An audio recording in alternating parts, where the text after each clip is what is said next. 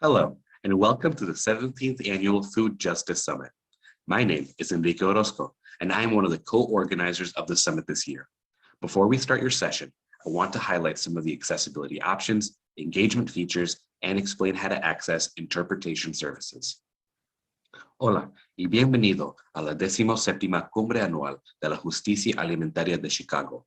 Me llamo Enrique Orozco y soy uno de los coordinadores de la cumbre este año.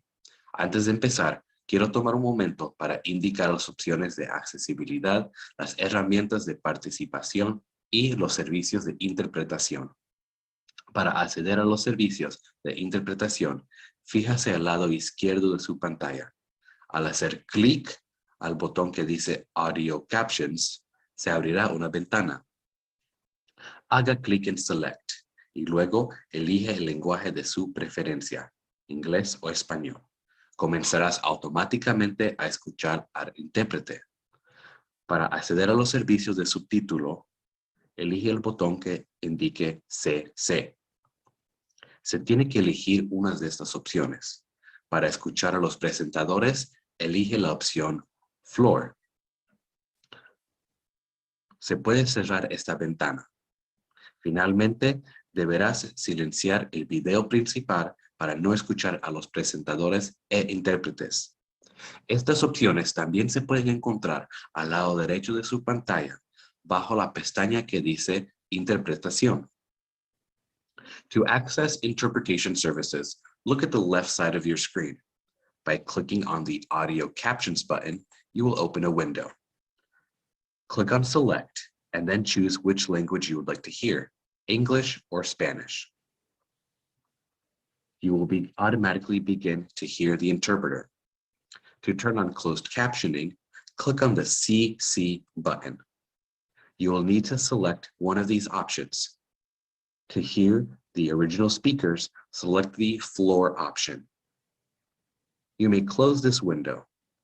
Finally, you will need to mute the main video in order to not hear the original speakers and interpreters. These features can also be found on the right side of your screen under the Interpretation tab. The platform also offers a number of visual accessibility tools. To find them, click on the profile image at the bottom of your screen, and then select Accessibility Adjustments.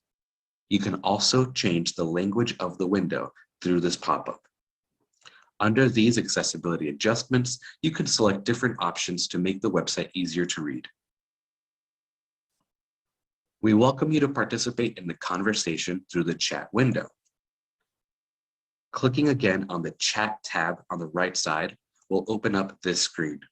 Select the box at the beginning to begin typing into the chat. At the end of the session, we will open for a brief question and answer portion, and you may type your questions here. Afterwards, I invite you to open the polling tab to answer a very short survey that lets our team know how well we did in planning these sessions. I hope you enjoy the 17th Annual Chicago Food Justice Summit. I will now turn it over to your speakers.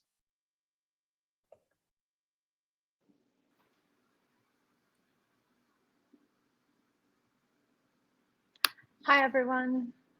Thank you for joining us this afternoon, and thank you for the invitation to discuss with you guys sustainability of local foods and how it's connected with our environment, ourselves, and money. Basically, we're going to start with introductions. My name is Kathleen Valdez. I actually have a background in architecture and a minor in art history. And my last year in the architecture program, I heavily focused in urban agriculture, education, and housing for the youth that were aging out of the foster care program. Moving and through that thesis project, I found myself really involved in the world of urban agriculture. I have since moved to Chicago, and I've been in the Chicago area for over 3 years now. I graduated from the Windy City Harvest Program in 2020, and in 2021, I started a farming business called Bridge and Bloom with a good friend of mine called Danica Jackson. Simultaneously, at the beginning of 2021, I also got the incredible opportunity to work here at Plant Chicago as program coordinator. And I manage our farmers market program, the food box program, and I support with education and community engagement activities. Next slide. So here at Plant Chicago, we are a nonprofit organization. As a nonprofit, it's our mission to cultivate a local circular economy. Circular economy is kind of a vague term and can be utilized in many different ways. So here at Plant Chicago, we have divided it up into 4 different tiers. Next slide. Thank you. The tiers consist of knowledge, which is connected to our educational department. Nutrients is connected to our farmers market, the local food box program that we started in 2020, and our Firehouse Market, which is consists of items, food items from Chicago-based businesses. The materials and money tiers kind of go hand in hand and supported the development of our Circular Economy Leaders Network, which was launched in 2021. It consists of 30 to 35 Chicago-based businesses that all have, they're in the process of developing circular goals or sustainability goals, and we guide them in the process, whether it's packaging or connecting with their community members or figuring out different ways of how their business can become more sustainable or circular. Next year. But as individuals, I guess like to get a better understanding of what a circular economy is to understand what a linear economy actually is. So we live in a society where we live in a linear economy. Basically what that means is a developer or a designer develops a product, they have an idea, and generally we extract natural nutrients from far away to produce this product, or we are importing products to develop this item or food item. Once it is developed, we, the consumers, purchase this product and either eat it if it's an edible product or utilize it for a period of time. When we're done with this, or it just gets old or it's broken, we throw it out and that ends up in the landfills. In a circular economy, both the developer, the designer, or ourselves as consumers, we are more conscious about how material is reused, how it can be repaired, how it can just have different outlets that can, maybe it's garbage on its own and it's a broken item, but maybe somebody else can reutilize this product or parts of this product before we decide that it's disposable and now it can be recycled. Right now we're in the linear economy, we started to implement recycling, but it's not a very effective system at the moment, but also that should be the last alternative, because every time we recycle something, the material quality of this element, whether it's plastic or aluminum, it loses its structural integrity. Next slide.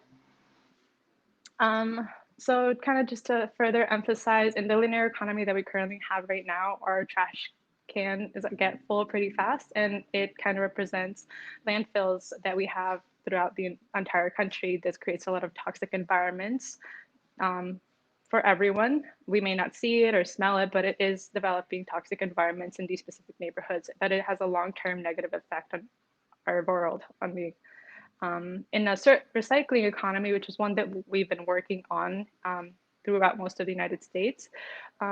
We kind of have divvied up our garbage to garbage or landfill garbage or recycling products. But the recycling, it's only separating into separate areas or trash bins.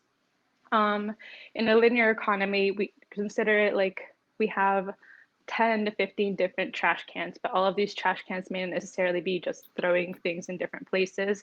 It's more symbolic of maybe this is a corporation, maybe this is a business, and this is a composting facility, and we're distributing our waste into different outlets and that's the concept of being more circular.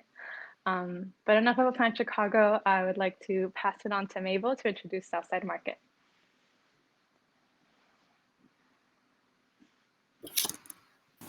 Let me get off mute first. Thanks so much, Kathleen.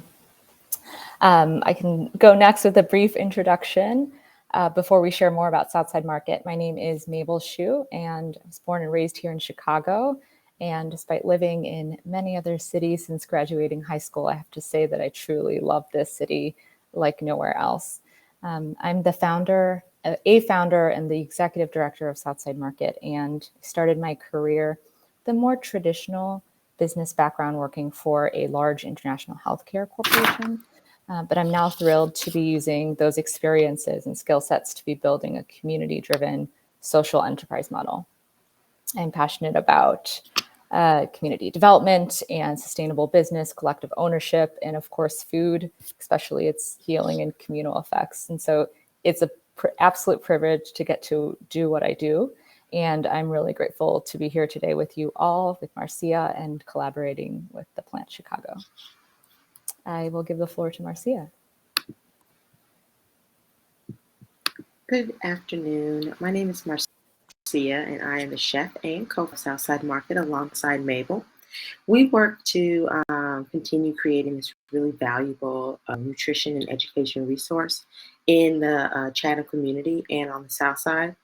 I have a background in community engagement and education, and I specialize in vegan home-style cuisine.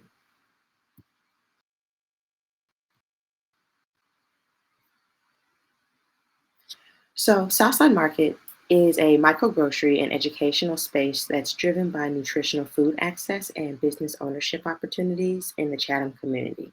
Our mission is to increase healthy produce access and food knowledge, and our current activities consist of programming partnerships at current organizations' events.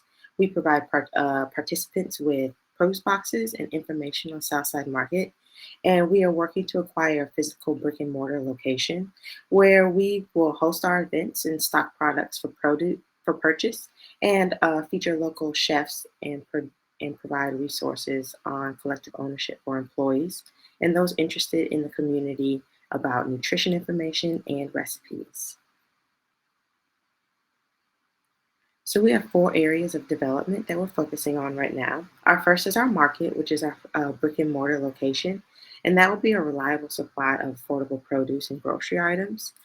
The next is our cafe, which will feature at our brick and mortar location, where we will provide access for local chefs and entrepreneurs to promote community engagement and support.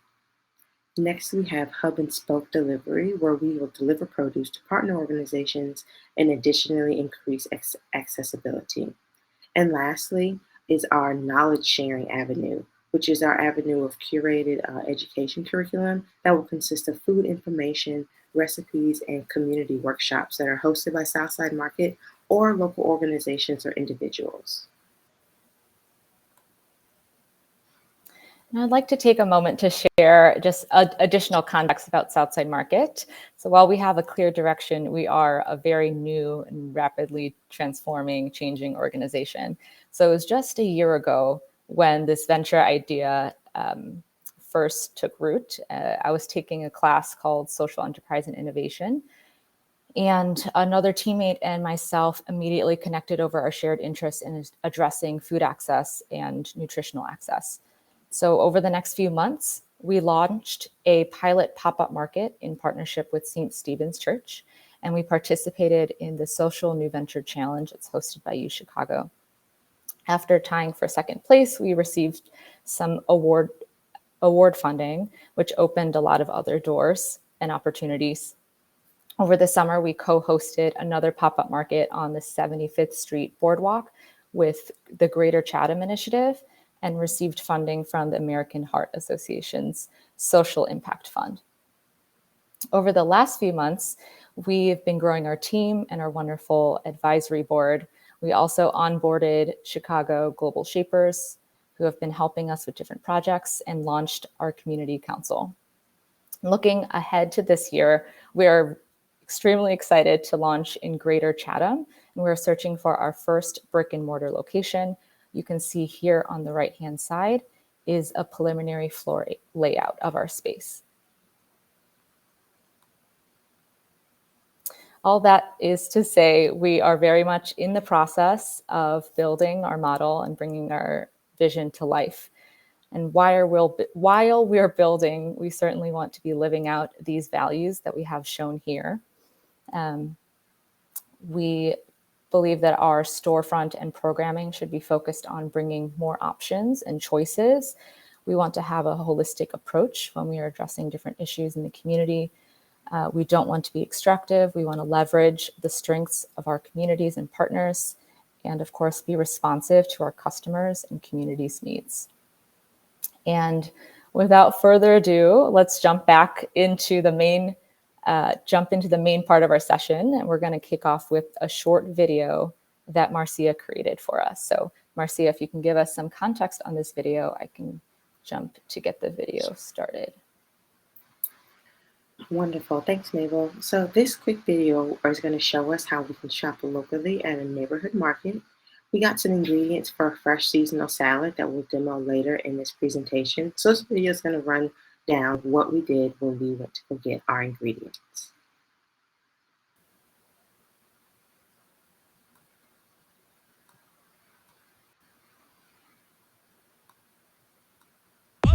Let's see what's local as we shop for our seasonal salad. These vegetables are all in season for the winter and can be roasted and added to our salad. These cress leaves are from Indiana. This kale can also be our base. We need tomatoes, red onions, lemon to dress, and fresh herbs from Wakanda, Illinois. $20 in 30 minutes in a local market.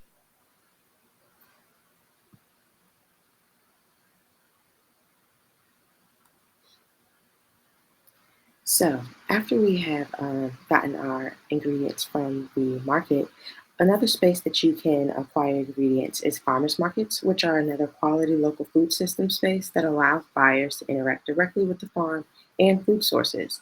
Farmers markets are weekly spaces where seasonal produce can be purchased fresh, supporting the local economy, and contributing to food system sustainability. This market is at Plant Chicago, and Kathleen can tell you a little bit more about their farmers market and CSA.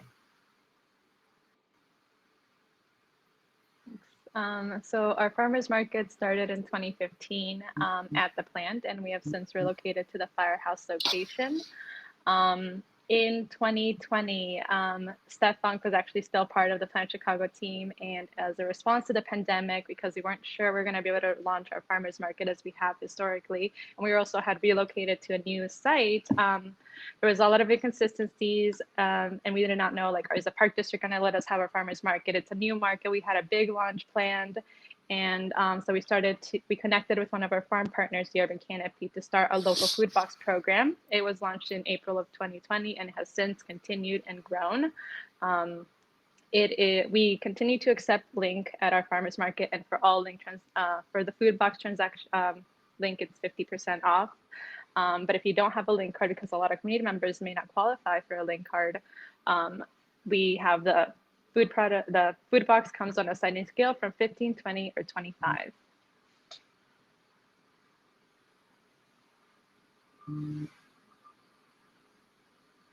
So and now sorry. Oh, no worries. Thank you, Kathleen. And now for a little bit more audience interaction, we wanted to launch a SlidePoll. So you can participate by going to slido.com and entering the number 988031. I believe also a link to the poll has been entered into the chat, so you can click on the link to join as well. So we're polling the audience to ask, where are you shopping for your groceries and produce now? Again, the code is 988031. If you want to participate, you can go to slido.com.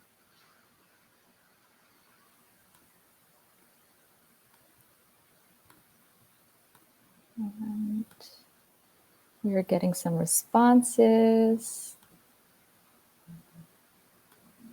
Let me try to share that screen.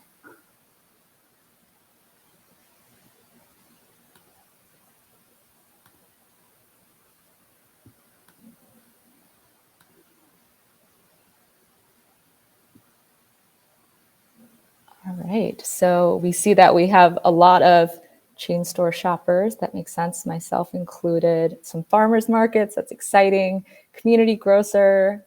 Do we have any? We have some growers in our room as well, which is great to see. All right, and we also want to have a follow-up question. Thank you for participating. We want to have a follow-up question to ask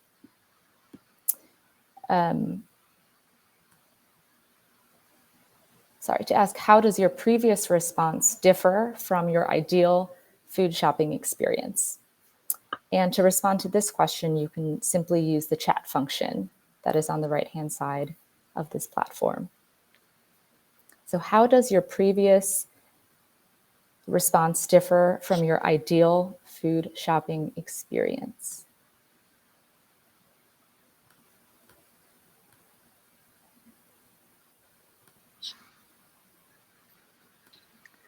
So we wanted to ask this question because a lot of community members are unaware of their local farmers market. We all know there's big farmers markets at Lincoln Park or Logan Square area, but a lot of people don't know that there's a farmers market in the Southwest side. We are one of the few farmers markets in the Southwest side of Chicago. Not the only one, but one of the few in the area.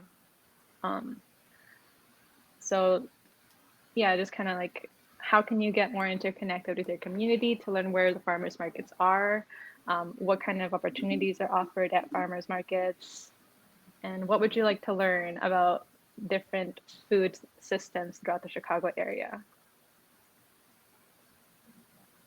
Absolutely. It's great to see that some people want to shop more local, and we're definitely going to be talking about that in a little bit. But now I'm going to hand it back over to Kathleen to talk about nutrients. So a little bit about nutrients. As I am a farmer, we all know that plants grow in the ground. But while most plants can grow with very little maintenance, nature kind of just takes care of it. In order for you to have a nutritiously rich fresh fruit or vegetable, this plant needs to have a proper balance of nutrients from the soil, water, a decent amount of water, and effective sunlight for energy. The more nutrients, next slide, the more nutrients you give your fruit or vegetable in its growing process, the more nutrients and flavorful it will be and more nutritious for our own bodies.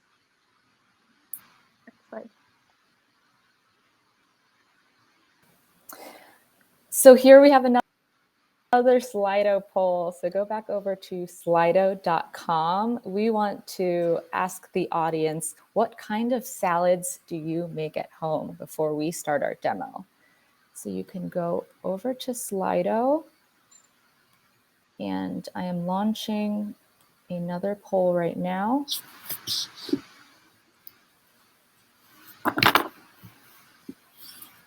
If you enter the same code 988031, you can participate in our word cloud.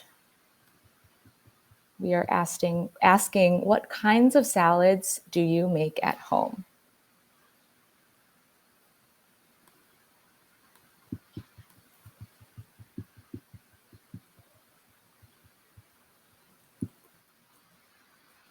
I'm going to show the word cloud here in a second. You may also be able to see it on your own screen.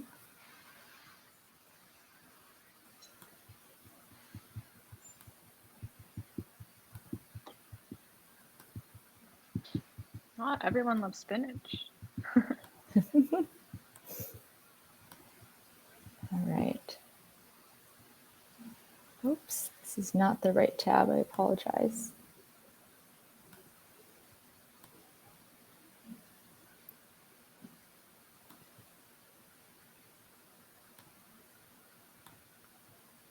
Sorry, we're making you guys hungry. I hope you had lunch or you're having your lunch. I'm getting hungry as we speak. Okay, I think if you've entered in your salad type and what you make at home, I think you could see the word cloud. I'm seeing a lot of responses here, so it must be a great looking word cloud. All right, we can continue. Let me share my screen again. All right, Marcia, take it away. Okie doke. So now we're going to head home from the market and start prepping and assembling our seasonal salad. So we're about to show you the video of the demo that Kathleen and I did of the seasonal Southside salad that we make throughout the year. It's going to feature some seasonal vegetables that were roasted in the oven prior to, and then add the ingredients that we acquired from the market so that we can make a really rich full salad that we were able to get in 30 minutes at the store for $20.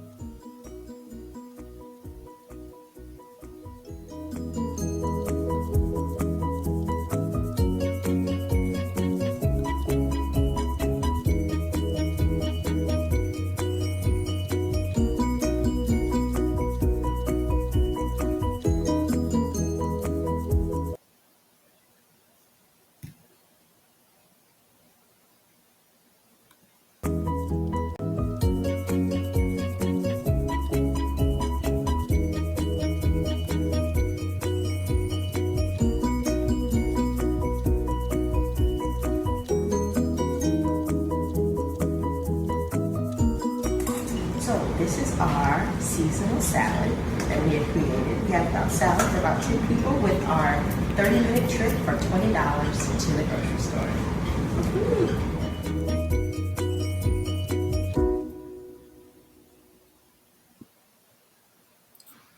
Wonderful.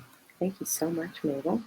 All right, so here is the accompanying handout that would come with this recipe that we would share with the community. So our produce boxes will feature some of the vegetables that we featured getting in our salad that you could either roast yourself or acquire yourself.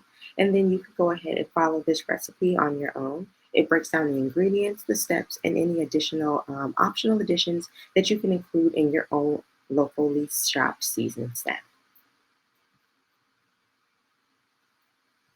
So nutrition information is really crucial to understanding why Southside Market focuses on nutrition and food education. So some of the benefits of kale, which we included in our base of the salad, include these different vitamins, which are called micronutrients that benefit your body. The key nutrients in kale are vitamin A, calcium, and vitamin C. And the specific benefits of those micronutrients are also featured here. Like vitamin A prevents eye problems and skin disorders, and calcium can help with regular heart rhythm.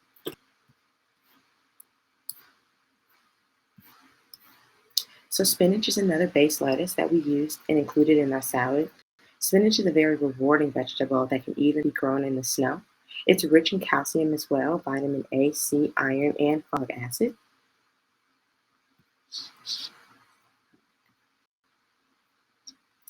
And then a breakdown of the life cycle of salad can be cycled between the plants themselves and the humans that consume them, and then the worms that go and consume the scraps that go in turn fertilize the soil that the plants will regrow from.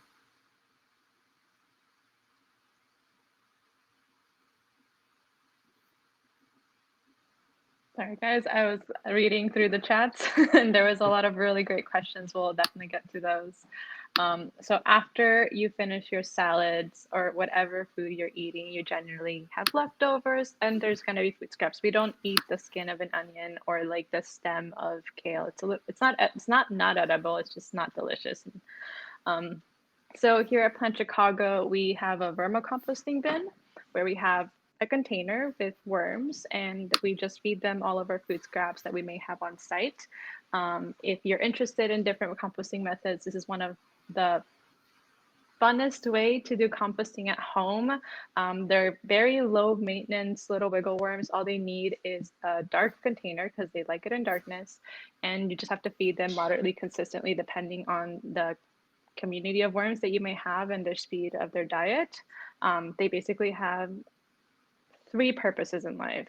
They eat your compost, they poop it out to create black gold, basically, because it's the most nutritiously packed soil you can get, and repopulate. Next slide. But if you don't really like worms and you find it kind of icky, which is totally fine, there are many different composting methods out there. If you have a backyard space or a community garden, most community gardens have some sort of like compost bin system, or you can find, there's different composting organizations such as Urban Canopy to pick up your compost from home and maybe they drop off a bucket of soil. We are connected with Urban Canopy to do free composting for the community, and any community member, whether they're from the back of the yards or outside of Chicago area, can just drop off their compost for free. But there's a lot of composting education out there and we're just one of the few organizations. If you are interested in vermicomposting, worms basically have a very similar diet to us, except that they're like the ultimate epitome of vegans. They eat potato peels, carrots, lettuce. They like oatmeal. As long as it has like they have a proper balance of wet foods and dry foods. Wet foods meaning like the fruits themselves or the vegetables themselves. Some vegetables and fruits are a little bit more liquidy, such as watermelon and strawberries and tomatoes. And the dry foods would be like eggshells, coffee grinds, tea bags, actually those are wet, paper, clear paper with very little ink, newspaper, cardboard, or hair, as long as it's not colored like mine, because that's too many chemicals for their digestive system. Things that they cannot eat are cheese, any kind of oil, no spices, like no salt, no pepper. They do not eat meat. They cannot eat anything spicy or citrusy, like spicy peppers or lemons, limes, oranges, and no processed foods like Cheetos or pizza crust. They can eat bread, but just bread itself. Um, but yeah, that's a little bit about vermicomposting. It's a really great way to divert your own waste at home.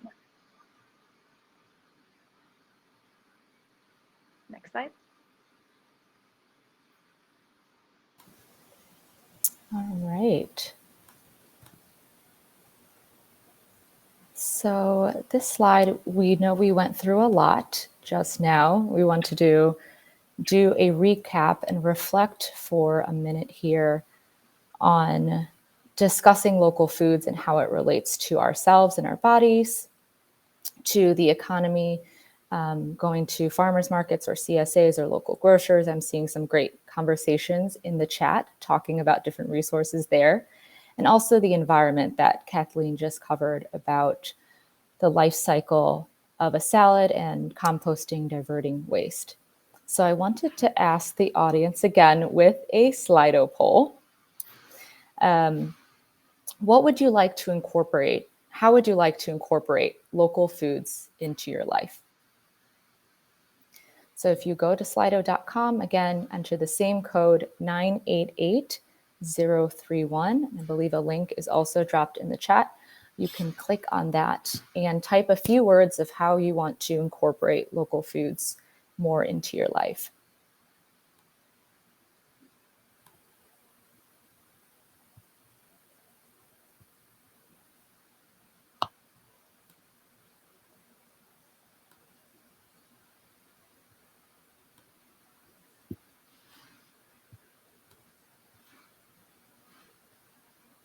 I'm seeing growing more at home is an answer that someone put. Incorporating local foods into their routine. Better understanding the health of the food that they're consuming. Growing more food. We're getting some more comments about growing more, composting, growing cooperatively, and potentially trying out a CSA. So these are all great ideas. And I appreciate you sharing and participating in this poll with us.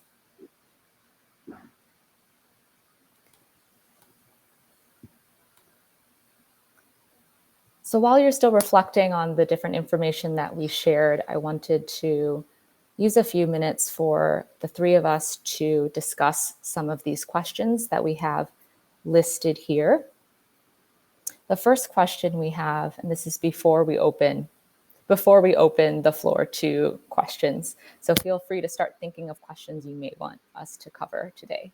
The first question we'll start with is, what are the benefits of locally sourced food? Kathleen, do you want to start with this one? Sure. Locally sourced food, honestly, it's a lot more delicious and it's more packed with nutrients. That's the main benefit, and you get to develop a relationship with your local grocer or maybe directly to your local farmer. And you get to learn more about different kinds of foods that you may not be familiar with, and be encouraged because they might give you a recipe or suggestions on how to cook and eat this specific product.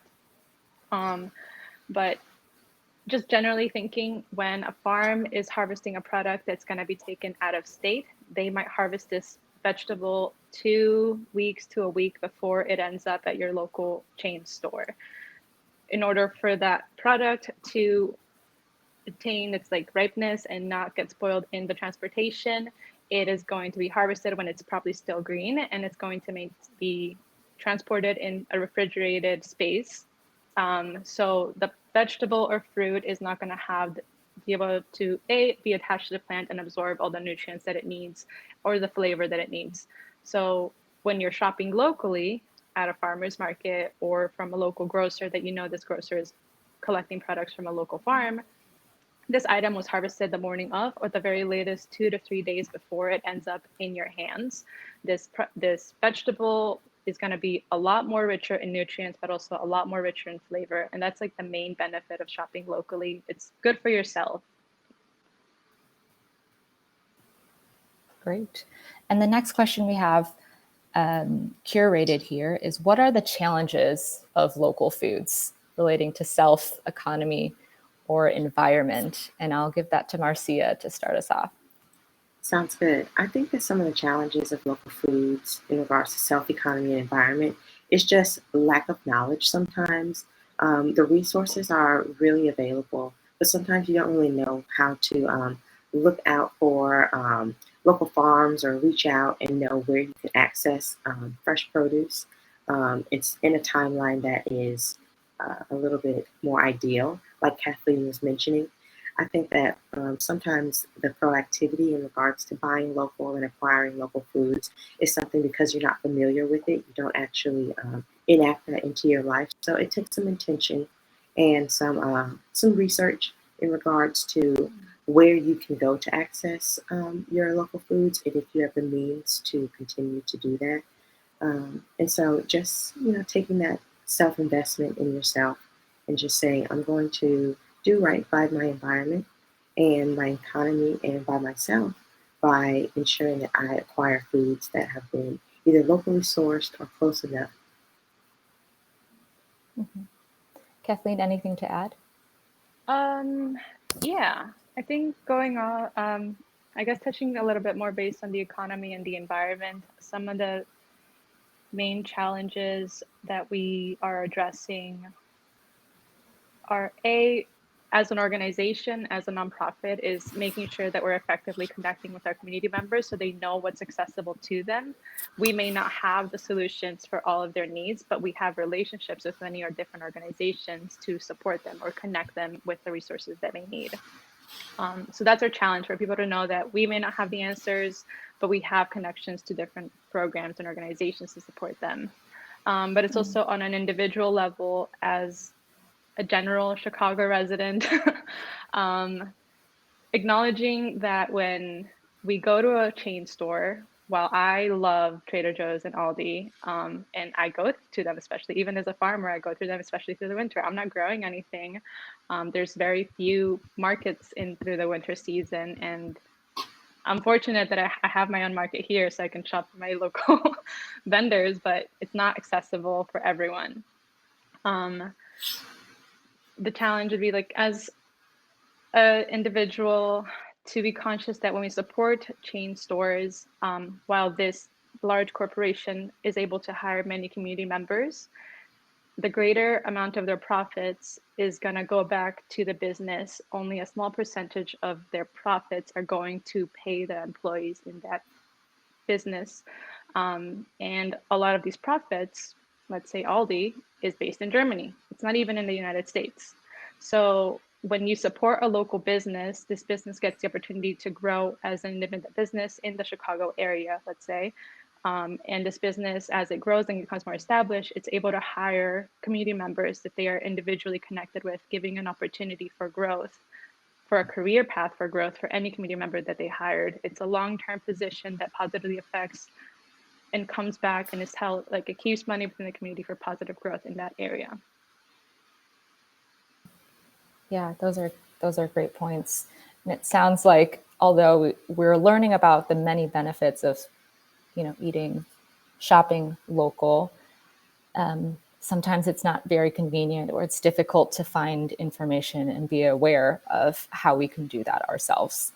The last question we had, I'll just briefly touch on, is how can organizations and/or individuals make local foods more sustainable? And I can start by sharing some thoughts. For organizations or small businesses, I think it starts with wanting to prioritize local sourcing, local partnerships, local hiring. And it takes patience and openness, because I think it's a challenging process and transition. And Monica said this in our previous conversations, that resource sharing is absolutely key. And so in groups like this, we would love for you and for you to continue sharing different resources and information and tidbits that in the chat. It's welcome, and we love to see it. But for businesses, for organizations, let's review our supply chains.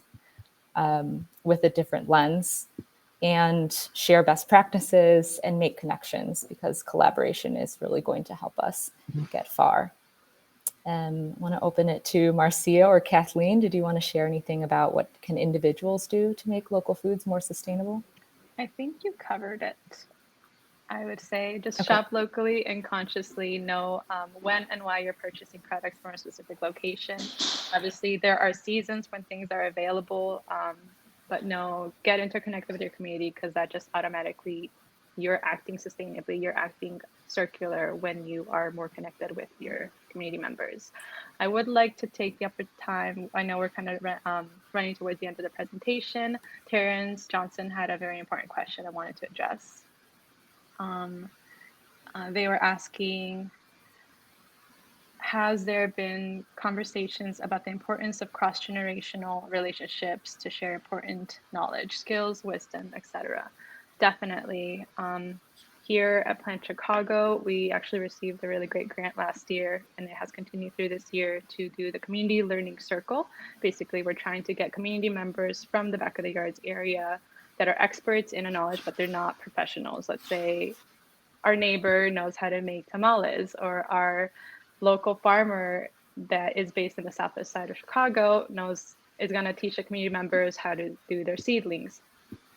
Anybody can join the workshop for free, or anybody can take the lead in supporting the workshop, and the workshop leader can guide that workshop.